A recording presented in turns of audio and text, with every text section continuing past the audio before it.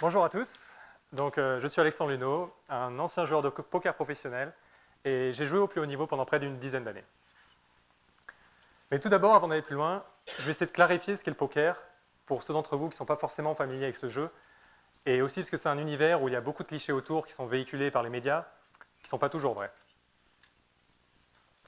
Donc le poker, c'est un jeu de stratégie et de hasard. Et si la part de hasard est relativement importante sur le court terme, le meilleur joueur, en prenant de meilleures décisions que ses adversaires, va gagner sur le long terme. Et les informations qu'un joueur de poker va prendre pour faire ses décisions vont être de différentes natures. Ça peut être basé sur l'historique de la partie, la psychologie, les mathématiques, la logique, ou même le langage corporel ou la théorie des jeux. Et c'est véritablement un flux d'informations que le joueur de poker va devoir gérer pour prendre la meilleure décision possible. Le monde dans lequel moi j'ai évolué principalement au cours de ma carrière est le monde du poker sur Internet. Et c'est un monde assez particulier qui est au final un peu différent du monde du poker tel qu'il peut être joué dans les casinos. Et l'une des différences principales est le temps disponible pour prendre les décisions. Typiquement sur Internet, on va avoir entre 5 et 10 secondes pour chaque décision. Ce qui est un temps relativement court de par le volume d'informations disponibles, particulièrement à haut niveau, pour prendre la meilleure décision possible. Les parties que moi j'ai jouées plus particulièrement durant ma carrière étaient là où les enchères étaient les plus élevées. Ces parties avaient d'ailleurs un surnom. On les appelait les nosebleeds. L'idée derrière ce nom était que la violence mentale de ces parties était si forte qu'elle pourrait théoriquement vous en faire saigner du nez. Et pour vous donner un ordre d'idée, il m'était possible de gagner ou de perdre dans ces parties plusieurs centaines de milliers de dollars par jour, voire même parfois sur une décision. Donc cet environnement des nosebleeds avait énormément de pression. Il y avait une pression de par le volume d'informations disponibles, avec une pression de par la contrainte temporelle, mais également une pression au niveau des enjeux, car le joueur de poker jouait son propre argent. Donc je vais essayer maintenant de vous donner les points clés, selon moi, à travers l'exemple du poker, qui m'ont permis à moi et à d'autres joueurs de haut niveau de réussir à gérer cette pression et à performer dans cet environnement des parties de nosebleed. Donc un des premiers points est la préparation. Donc c'est quelque chose, je suis sûr, vous êtes assez familier avec, mais que néanmoins, beaucoup de gens sous-estiment. En effet, il va vraiment falloir faire du mieux que vous pouvez pour ne pas arriver avec un handicap dans un environnement qui va être compétitif et difficile à gérer. Il va falloir arriver avec un esprit sain et un corps sain. Par corps sain, j'entends des choses aussi simples que faire du sport régulièrement, dormir le bon nombre d'heures, manger sainement. Ces choses-là vont vraiment vous aider à gérer le stress et les swings émotionnels que vous pouvez rencontrer lors de votre activité où la pression est élevée. Mais il faut aussi arriver avec un esprit sain, c'est-à-dire il ne faut pas arriver avec de la négativité ou des émotions négatives. Au poker, c'était très frappant, car beaucoup de joueurs arrivaient à la table avec de la colère. La raison étant que de par la présence de hasard relativement importante sur le court terme au poker, il était possible pour un joueur gagnant d'enchaîner plusieurs journées perdantes de suite, voire même plusieurs semaines, voire même des fois plusieurs mois perdants de suite. Et la conséquence de ça sur le mental était vraiment très importante. Certains joueurs ressentaient de la colère, de la frustration et un sentiment d'injustice. Et cela allait clairement se mettre en travers de la qualité de leurs décisions lorsqu'ils arrivaient à la table. Et étant donné que pour un joueur professionnel sur une carrière, il était statistiquement extrêmement probable de rencontrer une période de malchance où il allait perdre plusieurs mois de suite, il était primordial pour les joueurs de haut niveau d'arriver à gérer cet aspect-là. Et ce fut d'ailleurs un des filtres les plus importants qui a empêché des joueurs très talentueux de ne pas réussir au plus haut niveau au poker car ils arrivaient avec trop d'émotions négatives aux tables. Un autre élément relativement important va être l'abstraction. Elle va se faire à différents niveaux.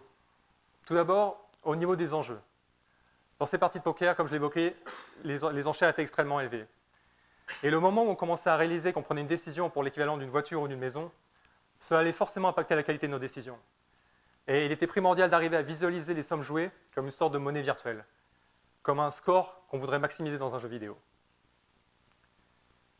L'abstraction, elle va aussi se faire au niveau des émotions. Donc comme j'ai un peu pu l'évoquer à travers la préparation, vous voulez éviter d'avoir des émotions négatives. Néanmoins, des fois, elles vont survenir et vous avez peu de contrôle dessus. Et un point relativement fort que j'ai compris dans ma carrière de poker et que d'autres joueurs de haut niveau ont aussi vu, est que si vous vous efforcez de faire abstraction de vos émotions positives, lorsque vous prenez une bonne décision, vous pouvez des fois ressentir de la joie ou de l'euphorie, si vous vous efforcez de faire abstraction de ça, ça va être beaucoup plus facile de rester dans un état émotionnel neutre quand les choses se passent moins bien. Et vous allez passer au final beaucoup plus de temps dans un état émotionnel neutre et mieux performer. L'abstraction, elle va aussi se faire au niveau de votre langage corporel.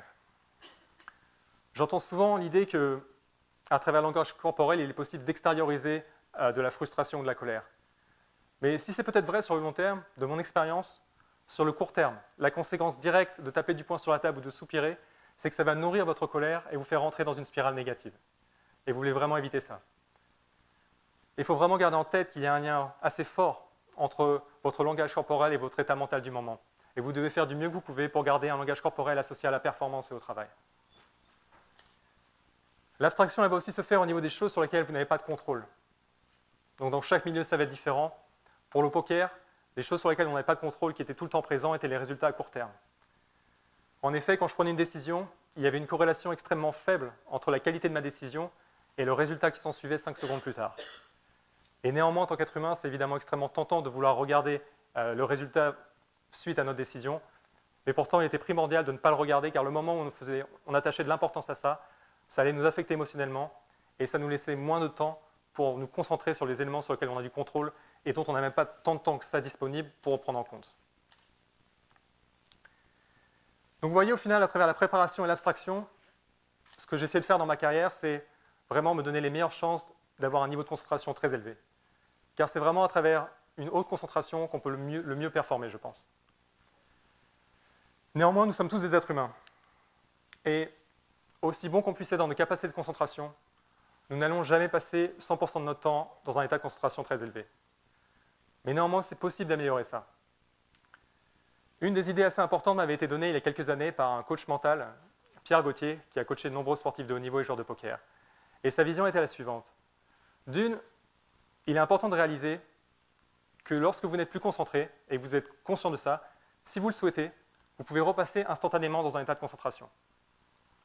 Néanmoins, tout le challenge est d'arriver à repérer le moment où vous n'êtes plus concentré, car par définition, c'est dur d'avoir une awareness de ce moment-là.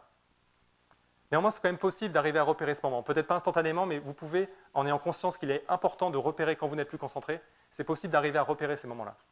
Et si aujourd'hui, en moyenne, vous passez peut-être dans un environnement où vous essayez de performer 10 minutes par heure non concentré, en arrivant à repérer le moment où vous n'êtes plus concentré et repasser dans un état de concentration, cela peut réduire ces 10 minutes à peut-être 3 minutes moyennes en passé par heure dans un état de non-concentration.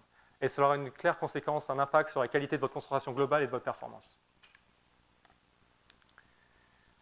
Ça fait maintenant plus de 6 mois que j'ai pris ma retraite du poker et souvent on me pose pas mal de questions de par ma carrière assez originale.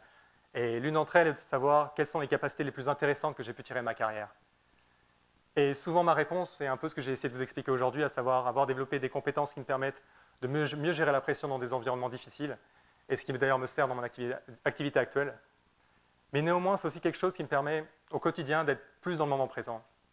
Et j'espère que peut-être pour vous aussi, grâce aux pistes que j'ai pu vous donner aujourd'hui dans ce talk, vous trouverez des moyens d'améliorer votre performance sous la pression, mais aussi peut-être d'être plus souvent dans le moment présent dans la vie de tous les jours.